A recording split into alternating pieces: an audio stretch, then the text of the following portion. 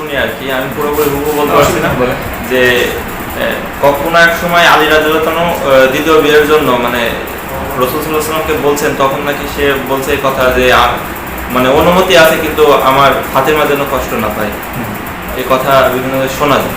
তো হোক, একটা বিষয়ে একটা জিনিস বুঝতে হবে, দেখেন বিভিন্ন সময়কার হালত, আল্লাহ রসুলের হালত সাল্লাল্লাহু আলাইহি ওয়াসাল্লাম, ওনার বিষয়গুলো অনেক বিষয় আছে, ওনার একান্ত ইখতিয়ার, ওনার অধিকার, উনি যেটা করবে সেটাই কিন্তু শরীয়ত। ওনার জন্য কোনো শরীয়তের মানে উনি তো সারে, ওনার প্রত্যেকটা আমলে আমাদের জন্য কি শরীয়ত। কিন্তু যে সমস্ত বিষয় ওনার ব্যক্তিগত বিষয়, খাস বিষয়, যেমন আপনার কথা বোঝানোর জন্য বলি, আচ্ছা বলেন তো, কোনো মেয়ে যদি আল্লাহ যদি কোনো মেয়ে সেটা বাবাকে বলে যে আব্বা আপনার কোটি কোটি টাকা আছে, আপনি আমার বাড়িতে একটা চুলা, গ্যাসের চুলা আপনি ব্যবস্থা করে দেন, আমি খড়িতে রান্না করতে পারতেছি না, এই বাবা সেই মেয়েকে চুলা কিনে দেওয়া যায় হবে কিনা, উচিত কিনা, মানবতা কিনা? আল্লাহ রসুলের কাছে ফাতেমার জন্য এসে বলছেন, ইয়া রাসূলুল্লাহ আমার হাঁটু ব্যথা হয়েছে, খাদেমা দেন। আল্লাহ রসুল দেয়নি, বলে মা তুমি খাদেমা নিবে না, তোমাকে আমি 3 তাসবিহ শিখাই দিচ্ছি, সব বাপরা কি আমল করবে। আল্লাহ রসুল যেহেতু মেয়েকে কিছু দেয়নি, যেন আমরাও কিছু দিব না। আল্লাহ রসুল নিজের মেয়ের তরবিয়ত ছিল অন্যরকম। ওনার মেয়েকে বানাইছেন পুরো সৈয়দা শাবাবি, কি বলে মানে সৈয়দুন নিসা, উনি আখিরাতের সব দিকে কি সর্দার। ওনার বিভিন্ন বিষয়ে হালত থাকতে পারে। একটা বিষয় হলো, দেখেন আমার মেয়ে কষ্ট না পায়, কিসের জন্য বলছে? বিয়ের জন্য না।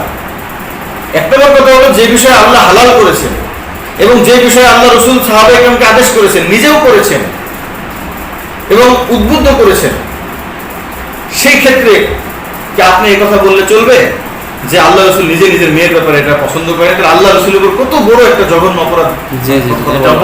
আর একটু বোঝানোর জন্য বলে, আল্লাহ রসুল বলছেন তোমরা বেশি বেশি সন্তান নাও।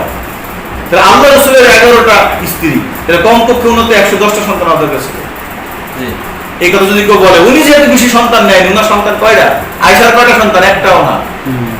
এভাবে যদি কেউ বলে আল্লাহ রসুল তো কোনো স্ত্রীর সন্তান হয় না, অন্য জায়গায় সন্তান হয়েছে, এখানে সে সন্তান হয়নি। উম্মে সালমার অন্য কোথাও সন্তান হয়েছে না, তাহলে বোঝা সে সন্তান ধারণ করে, কিন্তু এখানে এসে কি হয়নি? তাহলে আল্লাহ রসুল জন্ম নিয়ন্ত্রণ করতেন। এই কথা বলাটা কত বড় অপরাধ। আপনি কি জানেন কি ঘটেছে ওখানে বাস্তবতা? আল্লাহ তাআলা ভালো জানেন। তো বিষয়টা হলো, যখন নাকি হযরত আলী রাদিয়াল্লাহু আনহু ব্যাপারে বিয়ের প্রস্তাব আসছে, একটা গোত্রের মানুষ আসছে, তো আল্লাহ রসুল কোন এক হিকমতের কারণে হয়তো বা বলেছেন যে আমার মেয়ে যেন কষ্ট না পায় তুমি করো, নিষেধ করেনি। কিন্তু হতে পারে কোন কোন মুহাদ্দিস লিখে রাখছেন, যে বংশের মেয়ে আসবে, আমার মেয়ে তার সাথে সতীনে সতীনে যদি কষ্ট পায়, আমার মেয়েকে আল্লাহ তাআলা এমন মর্যাদা দান করেছেন, এই মর্যাদাকে আল্লাহ রসুল দিয়েছেন, আল্লাহ তাআলা দিয়েছেন। আল্লাহ তাআলা দিয়েছেন ফাতেমাকে যে কষ্ট দিবে সে আমাকে কষ্ট দিবে। এই ফাতেমার ফজিলত কে? আল্লাহ রসুল নিজে বানানো নাকি আল্লাহর পক্ষ থেকে? এক জায়গায় আছে, মান সাব্বা আহলাল মদিনা ফালাম তানালু শাফাআতি, যারা মদিনাবাসীকে গালি দেয়। আমি তো এর আগে হজে যাওয়ার পরে 2-1 ড্রাইভারের সাথে একটু শক্ত ভাষা আমার কথা বলা হয়ে গেছে। হ্যাঁ, আগে বললেন, আমি ওটা ঢুকার সাথে থরথর করে কাঁপা শুরু করছি যখন এটা পড়ছি, মান সাব্বা আহলাল মদিনা ফালাম তানালু শাফাআতি, যে মান আদা আহলাল মদিনা, যারা মদিনাবাসীদেরকে কষ্ট দিল তাকে আমি সুপারিশ করব।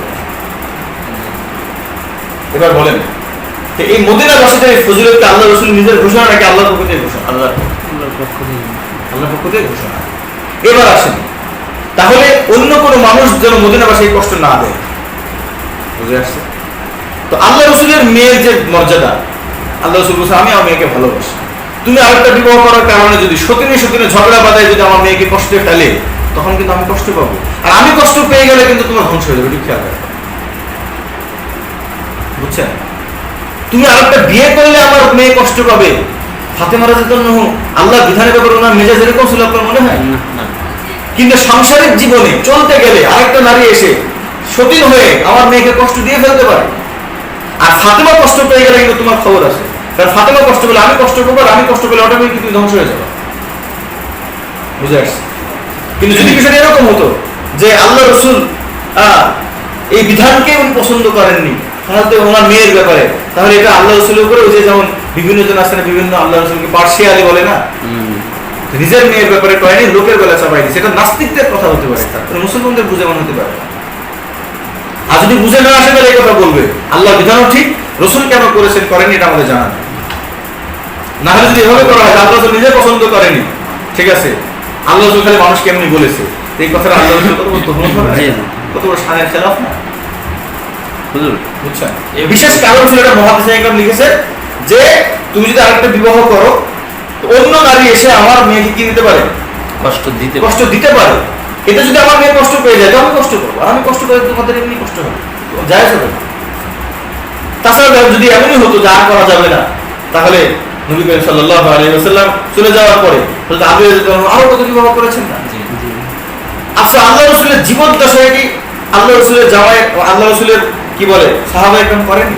আল্লাহ রাসূল নিজে করেননি জি এবং কাউকে এই পর্যন্ত কোথাও দেখাতে পারবেন নিষেধ করেছে, বরঞ্চ পরামর্শ দিয়েছে আরেকটা বিবাহ করো, সমস্যা নেই বিবাহ করো।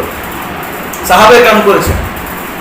এবং দেখেন এক সাহাবা আল্লাহ রাসূল কোনোদিন কিন্তু বলেনি এত জিহাদ চলতেছে, এত কিছু চলতেছে, তোমার এর মধ্যে এত বিয়ে করো, কারণ এটা ওনারা ইবাদত মনে করতে, এটাকে দায়িত্ব মনে করতে। উম্মতে মুসলিমানকে এটা দায়িত্ব।